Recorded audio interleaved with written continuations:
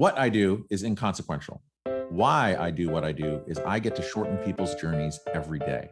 What I love about our hospitality industry is that it's our mission to make people feel cared for while on their journeys. Together, we'll explore what hospitality means in the built environment, in business, and in our daily lives. I'm Dan Ryan, and this is Defining Hospitality. Today's guest is a writer, an entrepreneur, an orator, and an educator, founder of numerous different companies and organizations, including Better Book Club, the author of Worth Doing Wrong. He was also a lecturer at the MIT Entrepreneurial Masters Program where I met him. Ladies and gentlemen, Arnie Malham. Thank you so much, Dan. Thanks for hanging out with me for a bit to talk about a few important things and maybe, if we're lucky, some other important things as we go. Well, I tend to find that what we all feel are the most unimportant things oftentimes become the most interesting. The strings to pull, right? The strings to pull, the stories that go untold but not told. Absolutely. Well, so the purpose of this podcast is we're exploring what hospitality needs in all of its different facets. You are a man of culture, and I don't mean culture as far as like where you're from, your family, your this and that, which yes, you are, but also just in a company and interpersonal, and how the book you wrote, Worth Doing Wrong, is about culture, where if you're really building culture, my huge takeaway is try anything. It's worth doing wrong, because the ultimate goal is to make everyone feel comfortable, which I think ties perfectly into hospitality. Yeah. So like with that kind of tee up, how do you define hospitality? Well, I think that hospitality is around how your guests feel. And now it's up to you to decide who is your guest, right? Is the guest the listeners of this podcast, and do they feel comfortable listening? Are they guests your team members, right? The saying that your team will never treat your clients better than you treat them. And so as the leader of an organization, how we treat our team is the hospitality we show them, which in turn has the best chance of becoming the hospitality that they treat other people. Hospitality might be how people react to what you stand for, right? How people feel around you, your ideas, the way you come across. Often when I refer to certain friends, there are certain friends that I don't agree with, but I love being around them, right? I love their energy. And that is a form of hospitality. And so, long answer to a short question, but it's how people feel around us and who we choose to call our guests. So through these many conversations that I've been having with people about what hospitality means to them, from entrepreneurs to hoteliers to architects and designers, there's kind of a balance between, or it's actually, I don't know if it's a balance or just like a disconnect between, okay, doing all of these things that are important that make people feel welcome, but then also that's kind of like at an impasse with being authentic. Now, I've been to your office in Nashville. I've experienced it. It's just something different. Now, the balance is you have this authentic kind of comfort and then a planned one. But any initiative, it takes going there and measuring. So, and you measure everything you do and everything that you've done, but it doesn't feel measured. It feels comfortable and natural. So how do you get beyond that prescriptive level of culture or comfort to one where it's just natural? Well, we've many on this that are listening to this, both of us have been to events that they have done everything checkbox right in terms of having the right food and the right drink and the right ambiance and everything is perfect, but we feel uncomfortable, right? They've done all the things to get it right, but there's not this feeling of comfort. Jack Daly, who is one of my people I love to study, listen to, read about, and follow on social media because he does so many things. He coined, or he once told an audience, you can smell a culture when you walk in the door. And he didn't mean that he walks in the door and he smells what was going on in the kitchen. He means he can just tell based on the ways people's eyes light up, the smiles on their faces, the energy they have walking around. He can tell whether a group of people are displaying a strong culture or a weak one based on how the culture smells as he observes it, right? You and I can walk into any business and get a feel for, are these folks glad to be here? Do they feel welcome by by their team leaders? And do they make me feel welcome? Or could they care less, right? We can stand in someone else's huddle and figure out the people who are engaged and those who are not. And so it's about the leader attracting folks who believe what they believe. Because if we attract those leaders, just anybody, if we put people in a position and pay them well, but they don't believe what we believe, then there becomes this discomfort. And that discomfort, in my experience, has only grows. We don't grow closer to the people that we don't share core values with and general thinking with. We tend to grow apart. We either learn from them or we grow apart. And if we're learning from them, that's great, because we'll probably share core values that we can get to know. But if we're not learning from them, then that culture starts to get really toxic. I love that you mentioned core values, because to me, it all starts there. And what I've also seen talking about disconnects is you'll see core values on a wall, but they're really just statements on a wall. And then you go to, in a hotel, you go to an employee break room and it just looks like a bomb went off. And so it's just inconsistent, it's insincere, it's inauthentic. But how do you get, or how have you seen with all the companies that you've worked with and your own, how do you get people to truly believe in the core values? Because I think we took the core values out of the best of all the people that work with us. Yeah. And it became this living, breathing thing. But it also, I really feel it come from my heart and we talk about it. But how do you see that core values as that first step? Well, I'm a believer in that the core values and culture start with the leader. And in fact, they start and end with the leader. That a leader of an organization, a team, that is the number one thing that sets the tone for culture and core values. And then what that leader does versus what that leader says, easy to go down a list and determine if those two things match up, right? I think, and I'll quote Jack Daly again. I'll play here. He said, "If I can tell you your values based on your calendar, I can look at your calendar and tell you your values, because it doesn't matter what you say. The question is, are you doing the things that match your values, that match your priorities?" And so it's little things. It's where the leader parks.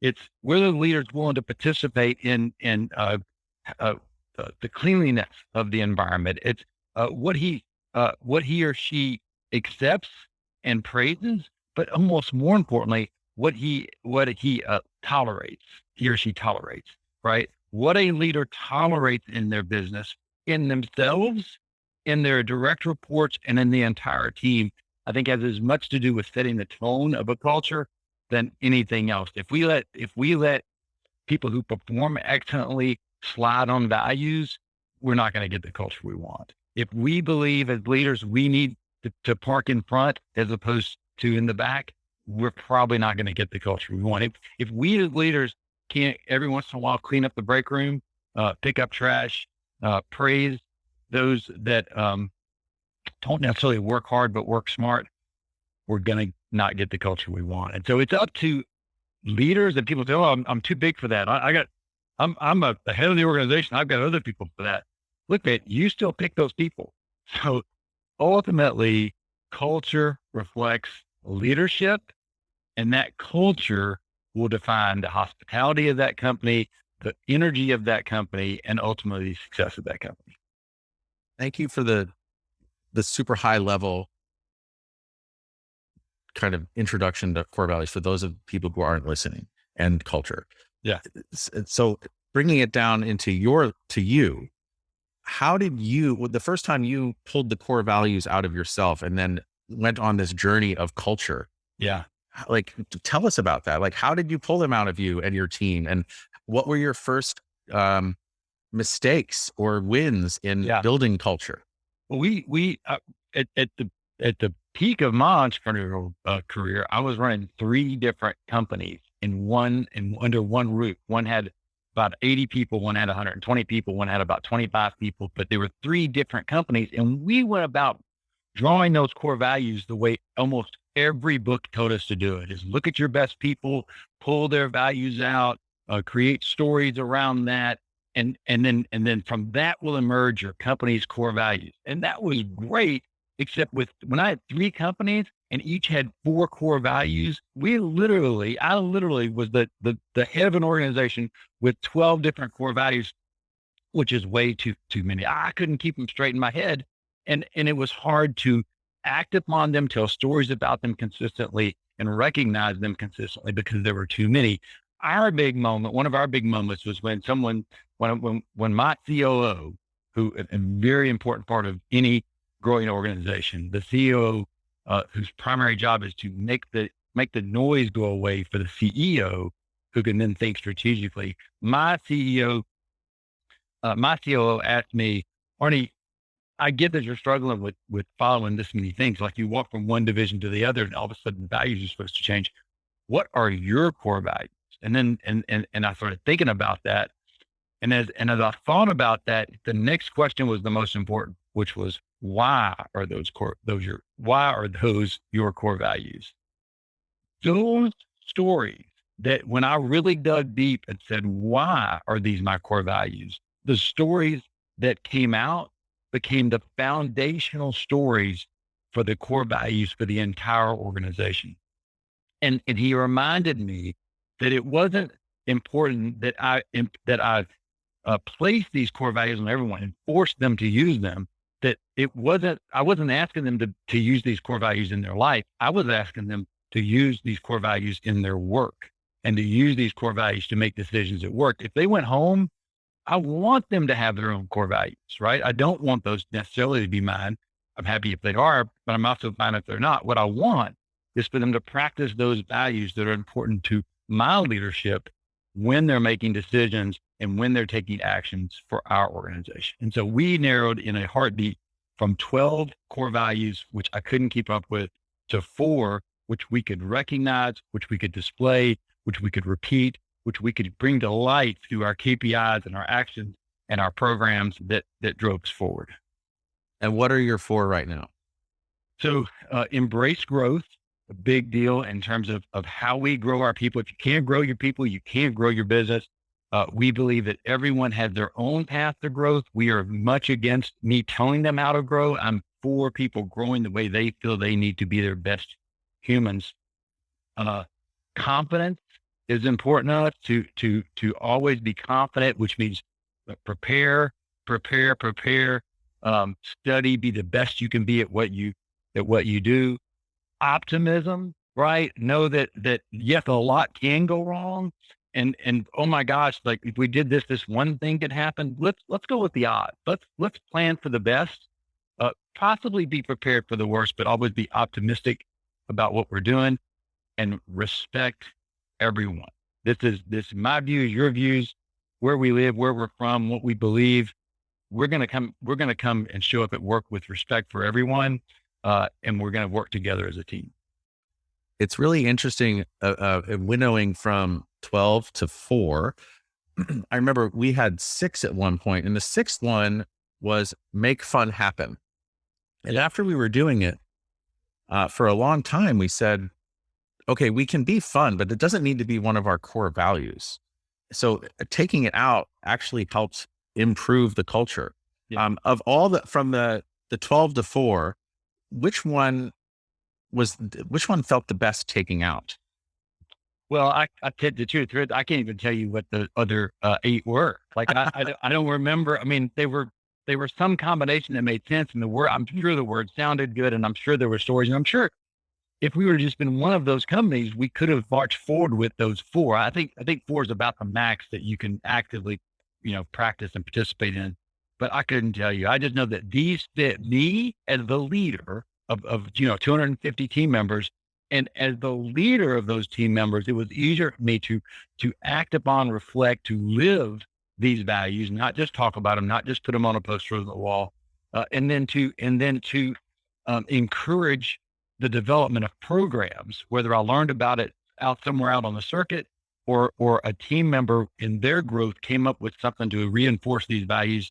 We put in programs that made up our culture, which we called camel culture, and every program in that system related back to one of these values. And so it was a constant reinforcement of what we want people to do. Better Book Club is an example of that. Better Book Club is the program where we pay people to read. Better Book Club is not the book club where I read a book, buy 20 copies, hand them out, tell everybody else to read that book. That would be them reading what I want them to read. Better Book Club is a program where people read what they want to read. And then we recognize and reward that growth, back to the core value of growth. And so that's just one program. There were so many recognition programs and personal. Well, I want to get to those other ones in a minute, but on the Better Book Club, I love that. We in one of my companies, we implemented that, and it was really super fun. But from a growth mindset, like that would tie into our core value of adapt and improve. I believe that when you're reading, just taking that moment, if it's 5 pages, 10 pages a day, whatever, it's allowing your brain to work in a different fashion. It gives me other insights. It helps me connect dots on other things that are happening, and it just helps me grow. So I think that we don't read enough as a society, as a world. I think the world would be a better place if we all read 5 or 10 pages a day. I think that if everyone read 5 or 10 pages a day, at least the world would be a much better place. Yeah. Perspective is everything. And we don't read enough as a society. We're reading less and less. And it's just sad, the number of people who choose not to read. They can read, but they choose not to. And so for years, I tried to get people to read by buying them books and telling them to read the last book I read. I wanted my last book to become their next book. And that doesn't work. It's crazy how much we practice it as business people, but it doesn't work. And what we found did work is if we stop telling people what to read and just and simply commit to recognizing and rewarding them for reading anything that makes them a better human, a better parent, a better spouse, better with their finances, less anxiety, more physically fit, not to mention strategy, hiring, marketing, all the typical business books, biographies, history related books. Any book a person absorbs makes them a better human. The only difference between you and I now and 5 years from now are the books we read and people we meet. And making the books we read part of that, we make ourselves better 5 years from now. As leaders, we can make our teams better by recognizing and rewarding them for reading. Better Book Club puts the power of that in their hands, and all the leader has to do is say yes. The books we read and the people we meet are the only things that will make us different between now and 5 years. I feel, so bringing this back to travel, for me, I've read so many more books through this pandemic, but the people that I've been meeting those collisions have been so reduced. And it's really, I don't know, it's just been really painful for me. How are you finding that? Well, there's pros and cons, because on one hand, I've had more conversations via Zoom than I would have had in person. I'm no longer limited to where I could go grab coffee. And so I've had I've had virtual coffee with people around the globe, around the country, around the globe. And so in that way, I've actually probably seen more people, but we do miss that human face-to-face seeing each other's body language sort of contact. And so I think it's pro and con. I'm optimistic that we're going to come out of this pandemic with a renewed sense of appreciation for what we lost, but also a knowledge of how to connect to people that we used to be cut off from. And so I was one of those that fought Zoom for, like, I don't want to be on Zoom. I can't focus on what I'm doing. I'd rather just talk to people with my head down. I feel like I'm pretty good at Zoom now. So I've grown in that talent, and the pandemic was a high price to pay. But if we as humans don't emerge from the pandemic with new skills, with a new outlook, then it's been an awful waste of a lot of energy. Yeah. On the Zoom front, I think you're right. I've had more meetings on Zoom and met a lot of people. Like, for instance, I was telling you, I was just on the phone with on a Zoom with Andrew Scarlett from Nashville. From Nashville, yeah. Met in the past. And I've met him for the first time through an introduction, and we had a great conversation, but I I don't consider it meeting someone until I'm like breathing the same air as them. And maybe with COVID right now, it's hard to breathe the same air as everyone. It's a little scary, and everyone's on a different path, but we have to embrace, right? This is part of, and when I relate to my core values, this confidence that we're going to learn from the experience, the optimism of knowing that we can still you and I can create a relationship over Zoom that is, maybe it's 80% as good as meeting in person, and that leads somewhere. And then so as we apply our own personal core values to this pandemic, again, for those out there listening, if you said, look, I've not taken this opportunity to learn, grow, or experience, it's not too late. Like, you can still, there is still a time to say, I want to start doing X and start walking towards that, whether it's books read, whether it's podcasts listened to, whether it's people met, whether it's a course taken, a language learned. I mean, there's so many opportunities to redirect our time of day into something that improves us as humans. I completely agree. And for all of the different innovations that you've tried, and some succeeded, some failed on the culture front, if you were to take all of your 4 core values and do all the programs that you've built under each of them, does one of your core values outweigh the others as far as innovation and culture? It's tough because that's a tough one. It would be like, if we had a contest, you said, Arnie, you got to give up one of those values. You got to get to 3. And then everyone feels this. We feel this way about a lot of things in our lives. Like, it would be tough because while we tend to push towards growth, you can build a lot under growth. So programs that help people grow, that's easy. It's harder to find programs that recognize optimism. But optimism may be the one thing that keeps a team on track and get through a tough period. A breakthrough that you never look back and go, oh, if John wasn't optimistic, we'd have never done it, because you kind of forget about it. But just knowing that that's an important attribute to look at the positive side of things. Speaking of that one, I'll derail on this one a little bit. Optimism is something we use to develop we used to call it policy manual. Now our company guidelines, right? Our policy manual used to be a bunch of rules for things that happen when someone may do something wrong. And all of a sudden, we every time somebody does something wrong, we develop a rule for it. Or when someone says, well, someone could do something wrong, we develop a rule for it. And we end up with this policy manual that has more pages than we have people. It's crazy. And no one reads it. No one understands it. And so we through the concept of optimism, shredded it one day. We're not going to write rules and policies for things that go wrong. We're going to write guidelines for things that go right. And we reduced a 39-page policy manual to like 3 pages that we display on the wall in terms of how we want to behave.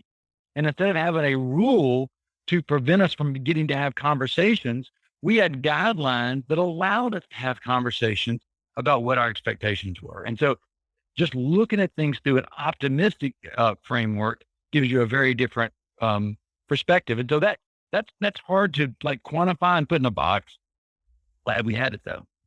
I just recently interviewed Andrew Benioff, who's the founder of the Independent Lodging Congress. And he was a manager at, I think, the Nico or the Pan Pacific in Seattle. And there was a gift shop inside, and it was a different business, but one of the guests went downstairs to buy a pack of cigarettes, and he wanted to put it on his room. And the guy at the desk said, oh, we can't charge it to your room because it's a policy. So Andrew came over, fixed it. And the guy was really unhappy, but then became happy. And this whole idea of policy versus guideline is a very powerful concept, especially in hospitality, because when we're all traveling, I don't want to be told that it's not our policy to do this.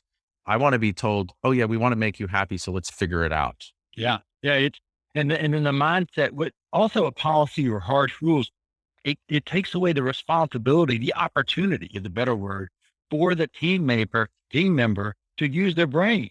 Because when there's a rule for something, it's a rule. No rubber bands in the bathroom. Good rule. I don't know how I said that, but it's I don't know why you'd need a rubber band in the bathroom. Yeah, I just say so they take them away.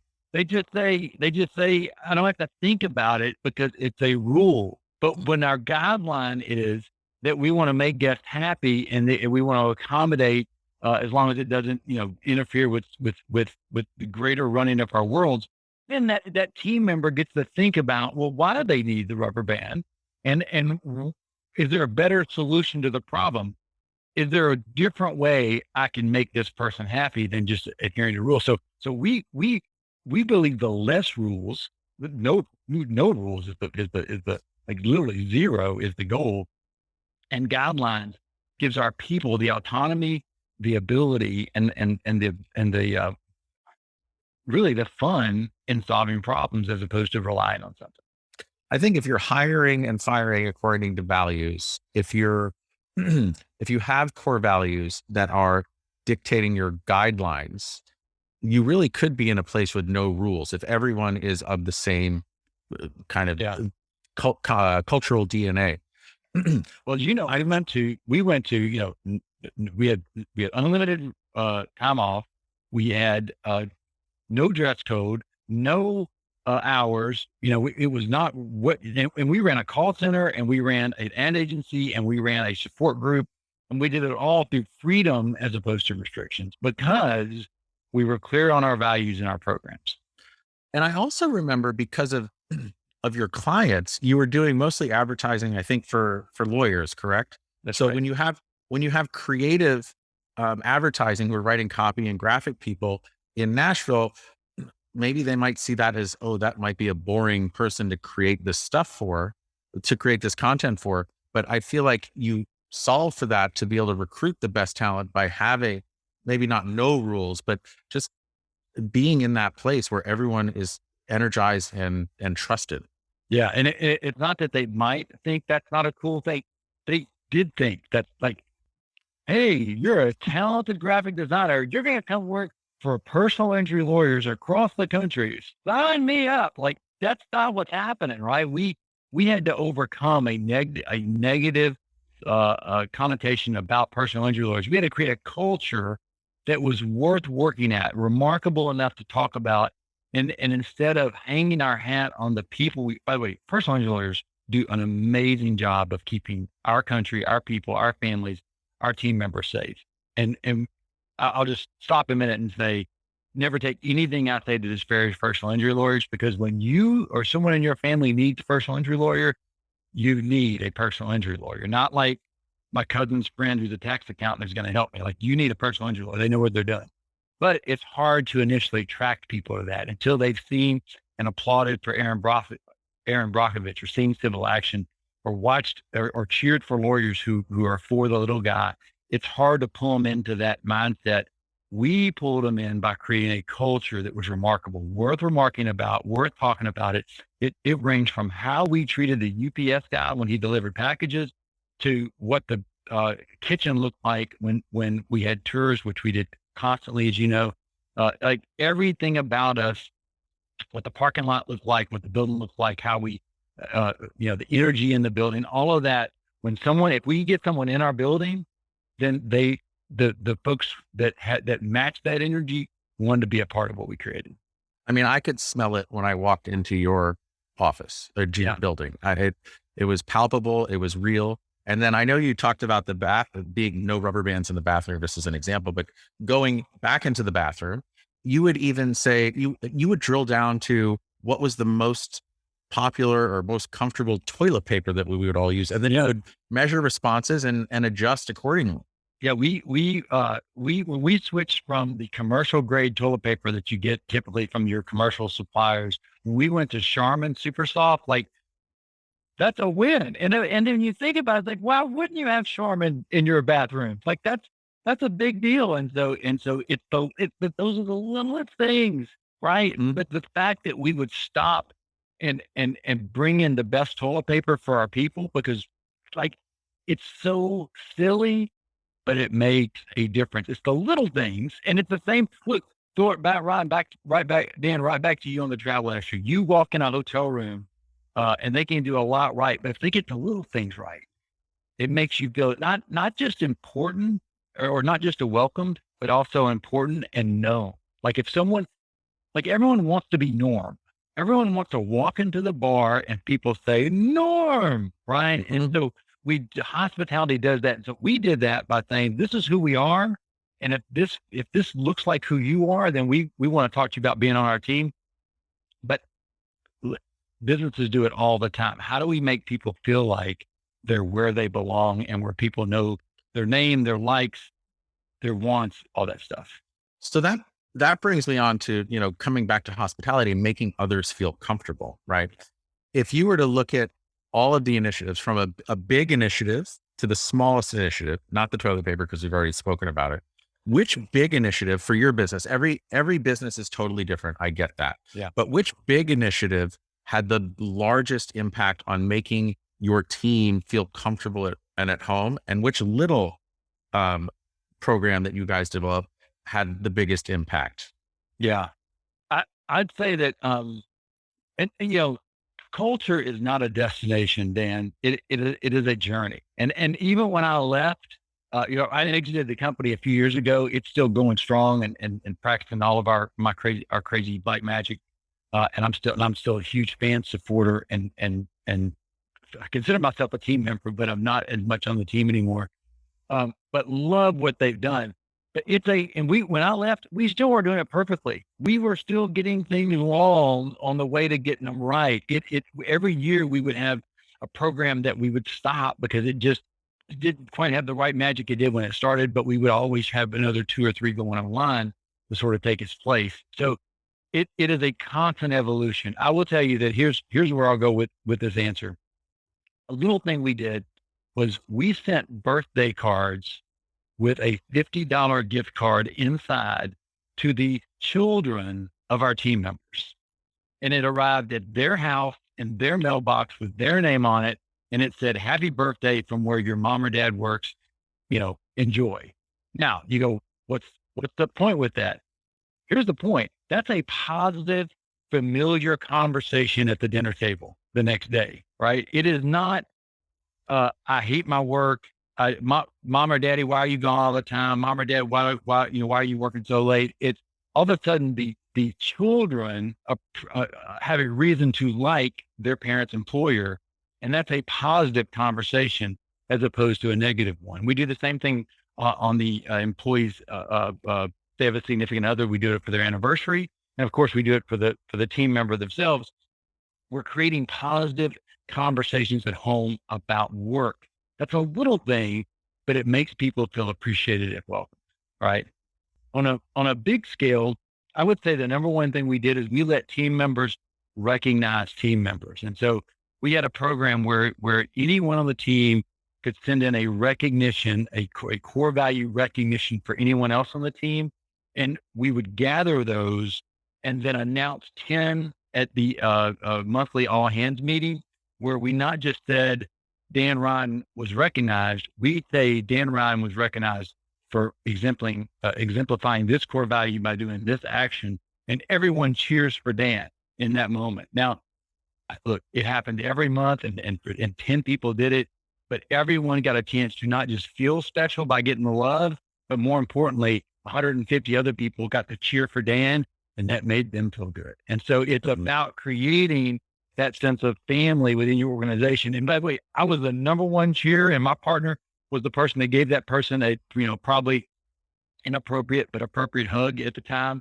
And we also let them pick an envelope. We had 10 envelopes that we would fan out, and 8 of them had a $10 bill in it. One of them had a 20, and one of them had 100. And they would pick one as part of that recognition. And then later they would all open at the same time to see who got the 100. These are moments they remember and associate and put in the sort of the brain bank of positive endorphins about who I work with, what I do, and the people that I work for. Thank you for sharing that. And I want to go back to the smell part of when you walk in, you can smell it, because by the way, sometimes you got to bake some cookies. We did that at times. We had kid turns come in, children. Kids were welcome at the office. We had kids and dogs. It was friendly environment. We had 3 rules. Don't let them play with people that don't want to play with them. Keep them close. And I can't remember the third one, but they were the same for each 3. Like you can bring your kid or your dog. And what we found is people only brought disrupted kids or dogs once. Like we never had to manage it or deal with it. There was no policy. Yeah, and they would never do it again. Yeah, the guideline was just don't let them disturb other people. Like just be. Yeah. So we would put them to work, but often that we'd have them go make cookies if they were old enough, and nothing. You were kidding about smelling a culture, but you put chocolate chip cookies in the oven. You got 3 hours of good smelling culture. Yeah, I interviewed Lauren Brill Castle, who has a company called Sweet Lauren's, because to me, cookies make my anywhere I am smell like home, and it makes me incredibly comfortable. When you think about that idea of smelling, so aside from cookies, you walk in and you can feel that you're in this great culture.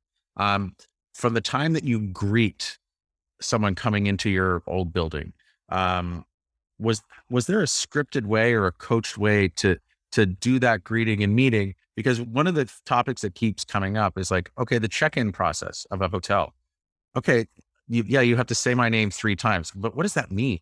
You're not really connecting with me on a way. You're not making me feel comfortable. So how did you make people feel comfortable upon walking into your business? Okay, these are three things we did. One is that there were people that we knew were coming, right? That's a list.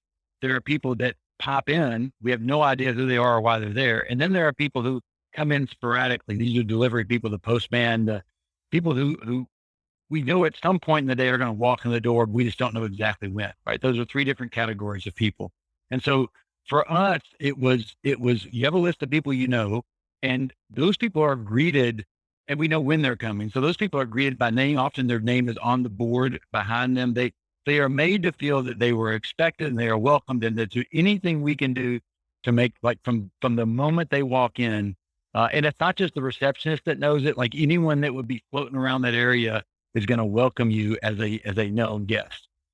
That's number one. And sometimes those guests aren't necessarily they can be in the lobby for a few minutes. And during that time is often when one of the other 2 categories walks in. Now, if the UPS guy walks in, he's someone that has been in before, we know him. We're going to offer that. We're going to greet the UPS owner, driver by name. In most cases, we're going to offer them water. We're going to offer them any snack that we have. We're going to treat the UPS driver. When I say UPS driver, I mean any delivery person, as if they just walked in what we consider our Ritz, because we want them to go. Our goal is for them to leave and go tell someone, I can't believe how well they treated me. Now, I also want the welcomed guest to see that. I want them to see that we treat everyone, back to core value, with respect, right? And then there's the wandered in. We have people wander in because they're in the wrong building. We have people wander in because they need change for the meter. We have people wander in because they're looking for a friend that works here, but the friend doesn't know they're coming. We treat those people as well as we treat number one. We obviously not by name. We have quarters stacked up for the parking meter. Someone wanders in and says, you say, just take the quarters, take whatever you need, right? If someone walks in looking for someone, but they're a little lost, we will stop and help them. The guests that are there see that, and they're like, what drug are they on? Why are they being so nice? We respect everyone. We tie it back to our core value. It makes everyone, it's just like when you're cheering for someone else, you actually feel better than they do. It's the same in the lobby. And so we want everyone to feel that way. I've been in line in hotels, and you can tell the person has been trained to pay specific attention to the person they're talking to, but they are ignoring the schmooky out of me and the rest of the people online. How hard would it be just to give us a little acknowledgement, say, look, I know the line's long. I'm going to spend time with each person, but we will be with you in a minute. Then I just relax a little bit, right? It's such a huge miss every single time. Totally. You're so in, when I get up there, you're going to be into me too. And I appreciate that, but I'm over here now, right? Yeah, man. See me. So I think we see how people treat others, and we judge places more on that than how often we are treated.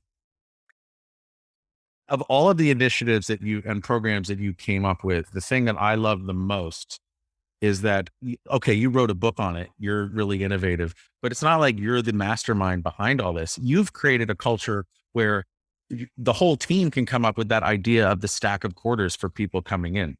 And how do you facilitate those great ideas from the culture? And I guess you're going to go back to value, but what value is it? And how do you capture those ideas and try them out? Yeah, I think the answer to this is, as a leader, So look, we start businesses and we do it the way we were taught to do it, which is hard work and it's all us and it's very important. And we learn to say no. But as we transition into leading a team, we have to learn to say yes. Like that's the answer is yes. Tell me more. Because as soon as we start saying no, we start shutting down people. Why am I even trying? Why am I even thinking? If we're not, it's one thing for us to be willing to get things wrong on our way to getting it right. The true mark of a leader that I had to learn over time, and I didn't have this talent for years. Like half my career, I was terrible at this, and then the other half, I kept getting better and better at it, which was the tolerance, the ability, the patience to let other people get it wrong on their way to getting it right. We learn our way when we get lost way faster than when we know where we're going or when someone's telling us where to go. Like if we're listening to our when you're driving and you have the maps and Waze, like when we're listening to Waze, we have no idea where we are. In the old before Waze, you go to a new city, you get lost, you figure it out in about 2 hours. You figure out the whole city because you've got to figure it out. And so we have to do that with our teams. Our teams are more valuable to us when they figure things out, way more valuable than when they're told what to do. The key to leadership is allowing people to find their way.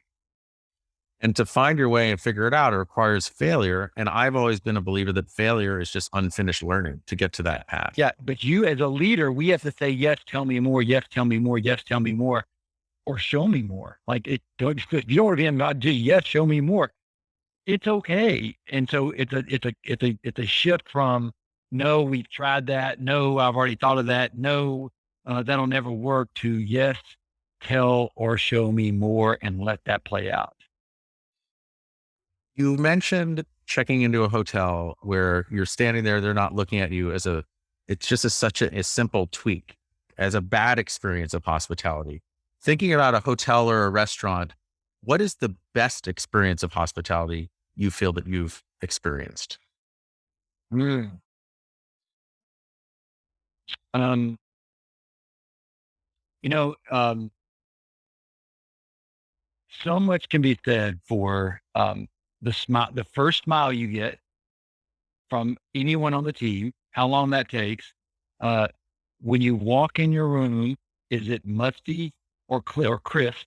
Right. I know that's a little harder to control.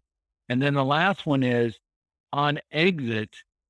Is it Saranada, like see ya, or some level of engagement, right? And so I guess just like with experiences, we often don't remember the middle, but we remember the beginning and the end. And so what's that first impression, and then what's that last impression? I think that last impression is where a lot of places get it wrong again.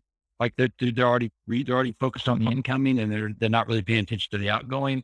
And so those would be the 3 points where I felt welcomed and appreciated. I'm sure there's many, many more. Mm-hmm. And then going with the motif of worth doing raw. Oftentimes the failures or the wrong deliveries of hospitality or culture or comfort, even though they're tried, they're wrong, whether it's an initiative or an experience that you're going through, oftentimes those negative experience completely change your path. Yeah. So what is one of those really awful experiences of hospitality or culture that really kind of changed your life arc and got you on the megaphone and on the circuit that you're on? Well, I'll relate it back to John DeJulius, who's I'm a big fan of. And by the way, there's in my book, I reference dozens of people that, but not for, I wouldn't know, schmuck. Like they were the teacher on my path when I needed them most. And John, who is customer service guru out of Cleveland. He spoke to us at EMP as well. I think the same year that you did. Well, John, he's written several books, and he is always, I think he's coming to town next week. I got to connect with him, but he was in town. I had him in to speak to our clients. This is many, many years ago. And he's talking about their customer service. I'm half listening because he's the speaker. I'm the organizer of the event. I have all my clients in, and he's talking to them. And he was talking to them about customer service, and he was trying to help them take away the excuses. And And at the same time, I've been in business about 10 years and I've been growing my business, and I've grown my business to frustration. Like I had people I couldn't, that they weren't following what I expected of them. I had way too many clients to handle. I was that typical frazzled pre-EO CEO trying to run a company, like totally frazzled, totally underwater, had no idea how I was going to get out of this. But knew enough to know that I didn't have the culture I wanted, right? I didn't go into business that way. I went into business thinking I'm going to have the greatest company ever. What I ended up with after 10 years was, oh, smoke, like, what am I going to do? And I'm literally thinking about that as he's speaking. And he said 3 words. He said, culture reflects leadership. And I said, they just hit me that every problem I had was pretty much related to culture, right? The right people doing the right things at the right time. And that, guess who their leader was? Me. That was the moment when I realized it's not them, it's not my team, it's not my clients, it's not the industry, it's not my competitors, it's not my landlord, it's me. And if I don't have the culture I want, it's not on any of those people. It's on me to start making those changes. It took a long time to figure out it wasn't a destination, but a journey. It took a long time to figure out you got to do a lot of things wrong to get it right. But it was that moment, really, when I didn't know what I was going to do with this thing I created, that I had to figure out that the only way out was through the right leader, and the mirror was looking right back at me. It's funny, that aha moment for me with respect to EO was Vern Harnish was here in New York doing a big all chapter presentation, and he went over that accountability chart. And look, I had people who were doing sales and finance and project management or operations. But when he said, okay, write your org chart and then who's accountable? And he talked about what accountability means. And it was my name in every single box. And I just shut down, and I just was like, oh my God. And that was just a light bulb that went off for me and set me off on this whole other path. Yeah. And actually how I wound up meeting you and how we're talking right now. Well, EO, for those that aren't familiar, Entrepreneurs Organization, a place for entrepreneurs to go and learn from other entrepreneurs as opposed to be stuck in your own little box. The EO has unlocked so many paths for me in terms of growth, but it took me from being trapped in a business to being rewarded by that business, and by being able to reward so many of our team members for growing with it. It just changed everything. And it's these little moments of aha that you can't learn at once, right? That no matter where you are in your career path, you just can't learn anything at once. But when the student is ready, the teacher often appears. It appears through mentors, it appears through books, it appears through podcasts, it appears through blogs. But we have to be open to that. We have to be open to that growth, right? That ability to be better, act better, do better, and the optimistic attitude and confidence that better is within us, because it is. And being open to that growth is also just that first step of vulnerability, and just being able to open and hear and see and share and just be comfortable. And EO, for me, it just provided an amazing, just safe space to be vulnerable. And it launched me on this whole path. It's amazing. It's a place we get used to saying, I have no idea what I'm doing. We get used to saying it in a trusted group, and then it gives us more power to say it in front of our teams, in front of other clients, in front of other people where we really need help, and in front of people who can give us that help. But for years, I wasn't willing to say that. And if you're not willing to say it, then you're not willing to accept it. And it just sort of spirals.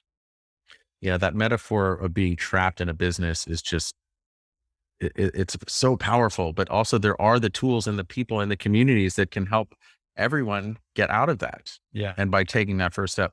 So kind of bringing it into present tense and focusing, if you think about pandemic aside, or as we're coming out of this, but like really what's keeping you up at night now? Yeah. But that is such a great question. By the way, that's the question your COO should be asking you as a CEO, or if you're a CEO, that's the question you should be asking your CEO every day. Like, what's keeping you up at night? Because that's another, by the way, that what you're saying right there is another EO Nashville connection with Debbie, who runs the Master Key Executive Program, right? Yeah. That's like, shut the noise down. What's keeping you up at night? That meeting. Yeah. But what's keeping you up at night? This Nashville connection is very strong right now. Yeah. I exited 3 companies in 2017, 18, and the only company I pulled forward was Better Book Club. And Better Book Club is where I spend my time now, trying to bring others into this concept of recognizing and rewarding their team members for reading. And so that's my passion project right now. As every company, we have multiple barriers to growth, and I'm working through those right now. But that's probably my biggest thing is how do I get more leaders to see this path for growth of their team? So and get them stop recommending books and start recognizing folks who read them. And I think as far as an entrepreneur who's exited, this is just such a lasting legacy and impact potential for you, because I really believe that if everyone read 10 minutes a day, the world would be a dramatically different place. Yeah, it's what we push on Better Book Club is that it for those that read zero, Better Book Club usually helps them read 1 or 2 books a year, right? And that's massive. Like, forget a book a week or a book a month. Like, that's great, but if we can just get from 0 to 2, and if we can get those that read 2 to 4 or 6, and if we can get 4 to 6 to 8 or 12, and if we can give everybody who's 12 and up a place to display their bookshelf and brag about it, that we can shift a whole team forward in terms of knowledge in. And if we get more knowledge in, I've almost never seen a case where you don't get more production and bandwidth out. As you're saying that, I'm just thinking about, like, I'm the champion for my EO travel and hospitality globally. Yeah. I think it would be an interesting initiative to just maybe even launch this within industry groups and just see how we can share and what that would look like in that way. So I'll take that conversation with you offline. Yeah. As far as to CEOs within an intra-company Better Book Club, what's the biggest challenge you're seeing of getting there? Well, when we talk about this, whether it's on the podcast or on stage or in a group, every CEO says yes. Like they absolutely want to have a program that gets their people reading more, but the stumbling blocks are, but wait, I want them to read the books I want them to read. Or the stumbling blocks are, well, wait, how do I make sure they read the book? And then the stumbling blocks are, hey, we'll do that next quarter, like when I get around to it. So it's all these excuses sort of start showing up, as opposed to just do it wrong, and on your way you'll get it right. And what's the worst case scenario, right? We get more books than brain. Like, there's no downside. And financially speaking, the amount people start to freak out about the amount of money, it's a rounding error. The impact is massively huge, and the expense is a rounding error. So we just have to work through these excuses. And for any CEOs listening, like from a previous company of mine, we implemented this, and it was amazing, and it fomented so much other conversation and sharing, and to me, that's almost we all know what we need to do every day, but just to be able to expand minds and increase the depth of relationships intra-company, it's amazing. So, and I'll push on that a little more. As we think of book club as we all read the same book and we all talk about the same book. Yet it is very rare that works in companies. Every company thinks it works, but very few actually pull it off on for more than a year or so, because everyone grows weary, people turn over, subjects change, people can't make it, priorities get pushed away. It fails 90% of the time, right? But we think book club is we all read the same book, we all talk about it. Better Book Club is everyone reads whatever they want to read. We still can get together and talk about different books together, and we actually learn more about each other and a wider variety of topics. And here's the most important part, Dan.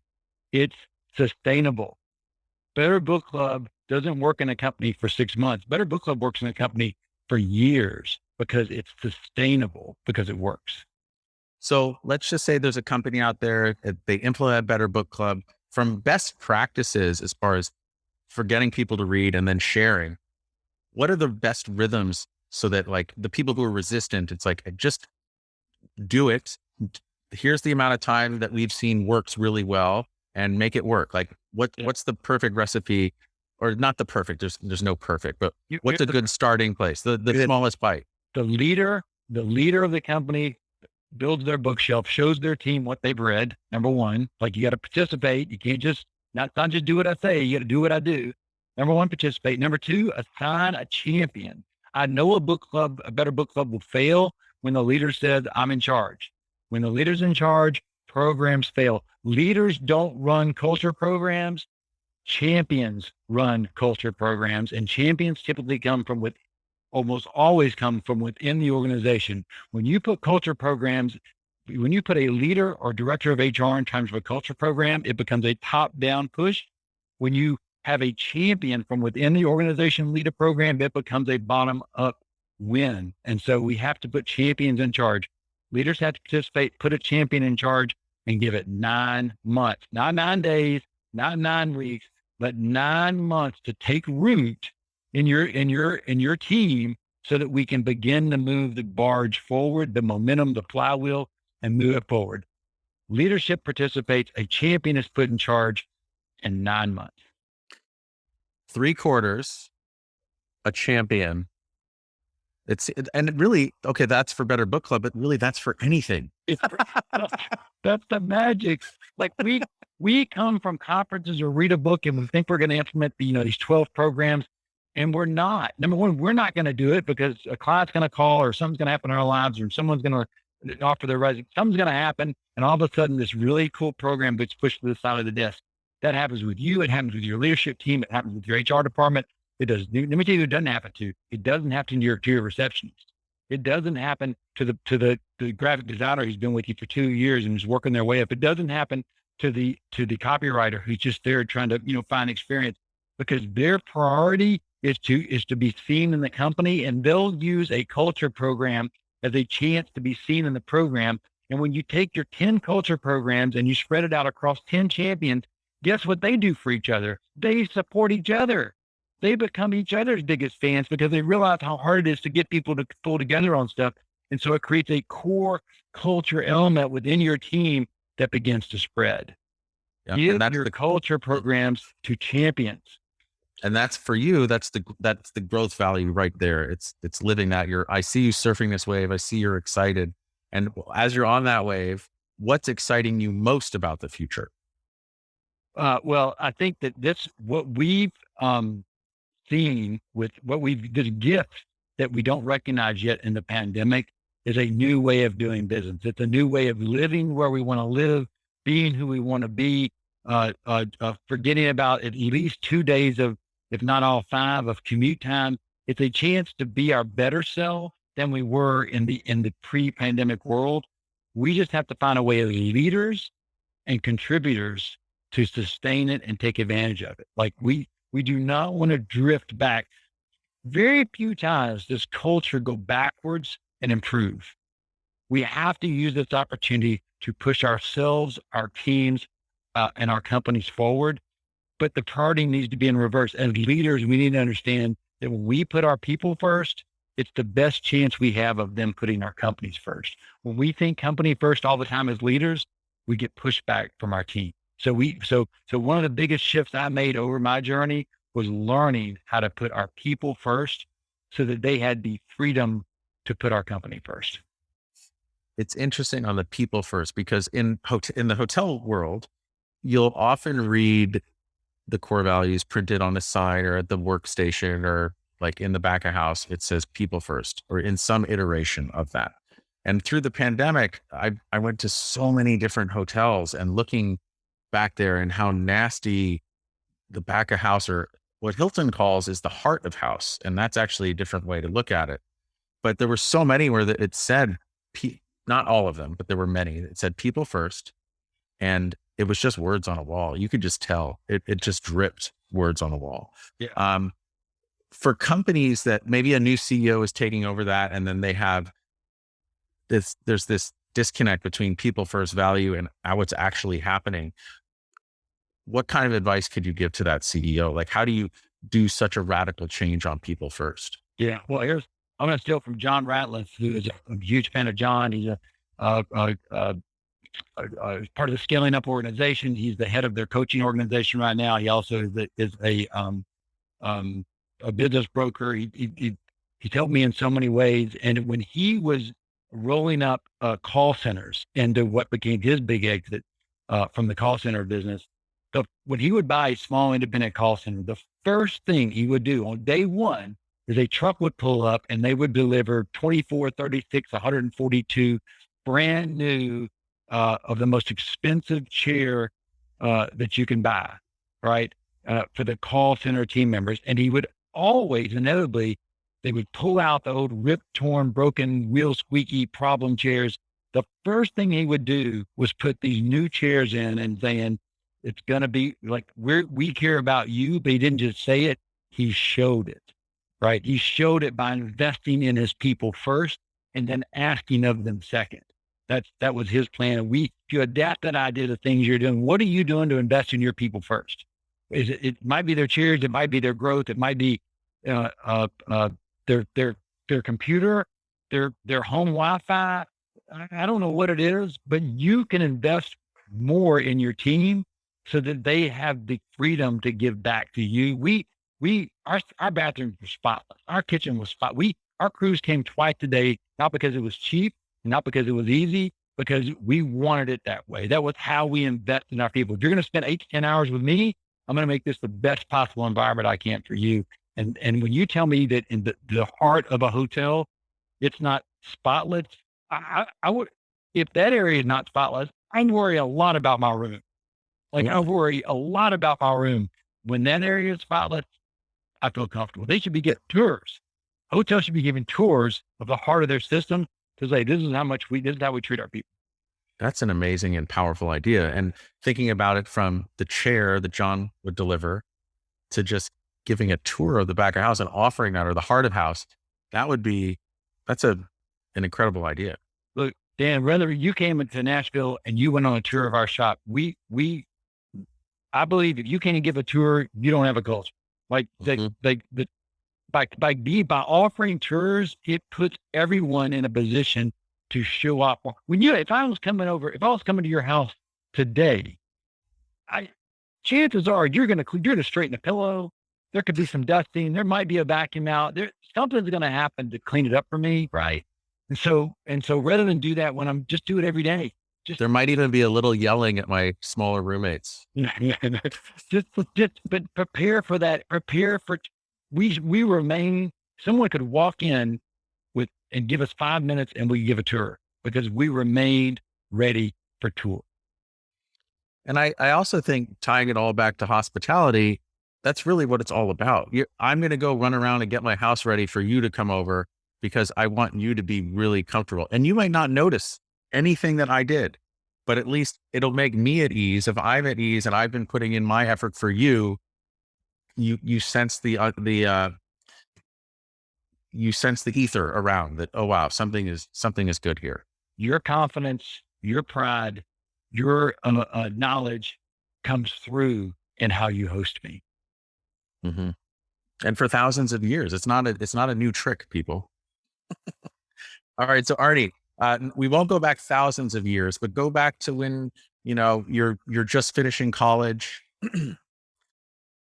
The present you is standing in front of the recent college graduate, or you're in college. What advice do you give your younger self, knowing everything that you know now through all of the exits, all the culture building, all of your entrepreneurial endeavors? What advice do you give yourself as a younger person? Well, this is great because I've got my two children just graduated college in May. They just started their first jobs. They're literally months each into their first ever career-based jobs.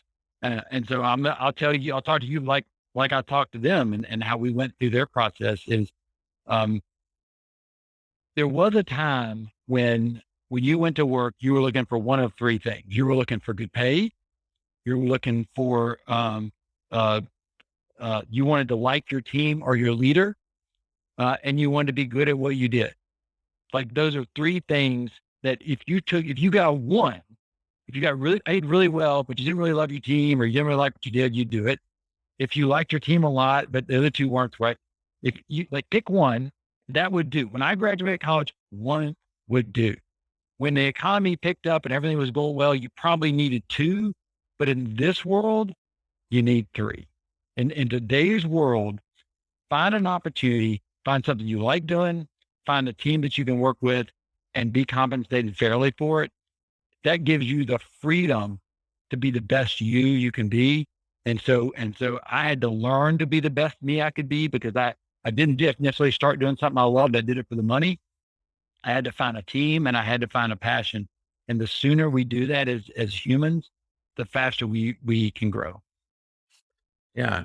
And just kind of tying it back to what you said about culture, life is not a destination. It is a journey. And we do have the ability now to check all of those boxes. And life is too short to not. And as a leader, one of the hardest things you have to do is let people leave our company, not negatively. Some of our greatest ambassadors and referrers and fans in this city were people who we helped find another job because it was best for them. When someone left us, whether it was good blood or bad blood, we would send a gift to their new place of employment after about 2 weeks and say, thank you for being a part of our team. We wish you the best of luck at your team. That's the attitude we want to project. We want what's best for our people so that they can give us what's best. But you don't get there overnight. You don't get there by being the wrong person at the wrong time. You do it by first accepting that you're the leader, that culture reflects leadership, and that your team will reflect the leadership that you give them. I love that you would give a parting employee a gift and welcome it, because as I'm talking to leaders in the hospitality design industry, so many of the people that really created this business when they first started and they really industrialized hotel design, so many of their acolytes went on in their other directions and hung their own shingles. And the people that I'm talking to, from the time I was 18 or 19, when people would leave, they would always say the greatest things about them and wish them a wholehearted, just good luck and great endeavor and just keep going. And I like to think that I've taken on some of that too, but that's really important. So I'm so happy to hear that you do that as well. Yeah. Yeah. So much of what we talked about, Dan, we've been on and people are going to be sick of hearing us, but so much of what we've done, what we literally we're doing wrong, very short, very easy read. It takes you through a lot of our programs, why we did them, how we did them, and what we learned from them. And so, R&D, rip off and duplicate as much as you can from me, because I guarantee you everything that we did and is in this book, I R&D ripped off and duplicated from someone else. That's a core EO thing. Research and development is not research and development. It's R&D. It's rip off and duplicate. Yeah. And then you put a little something in it to make it yours, right? You get to put a little something on it to make it yours. Well, that's also something where you talked about earlier, your camel culture.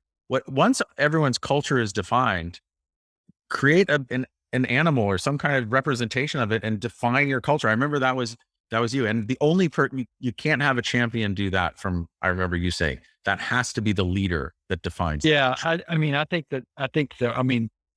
I think the leader sets the course and then we, as early entrepreneurs, we like to set the course. We like to drive the car. We like to get off and change the tires and fill the lake. We want to do everything.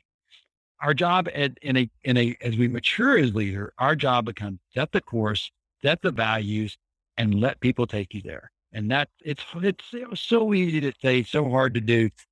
But back to name your culture. If you can't name your culture, you may not have one. If you name it, you start putting programs in it, which we literally did with the camel. We in the shape of the camel, and every program was written inside the camel. It used our programs inside the culture. You don't have to necessarily have a mascot, but you need a shape. You need a shape, a name and a shape of your culture you can put things in so that you know what's in there. Like, it's not the programs you used to do that no one's in charge of anymore. If you put that program in your culture, it needs a champion, it needs a checklist, and it needs your permission to fail. And if it doesn't have those 3 things, it's not a sustainable program. It's probably a wish or a moment in time. A champion, a checklist, your permission to fail. If it doesn't have those 3 things, it cannot sustain time. Arnie, as always, every time I talk to you, it makes me want to talk to you more. And it's always so inspiring. And my head is spinning right now. I'm going back to everything I learned from you at EMP and all of our other conversations. And I've been creating a running list here. But I just want to say thank you. Where can people find you? Well, first, check out betterbookclub.com. Like do yourself a favor, start putting books in brains, stop telling people what to read, start recognizing for when they do.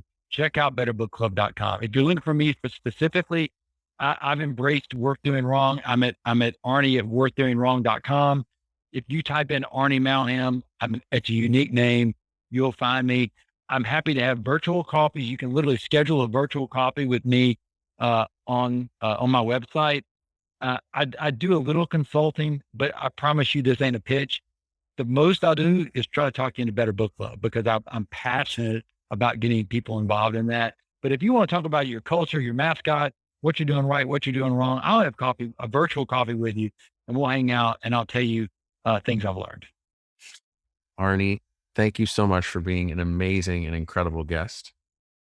I love it, Dan. I love your enthusiasm for my brand of crazy and for letting me hang out with you for the day.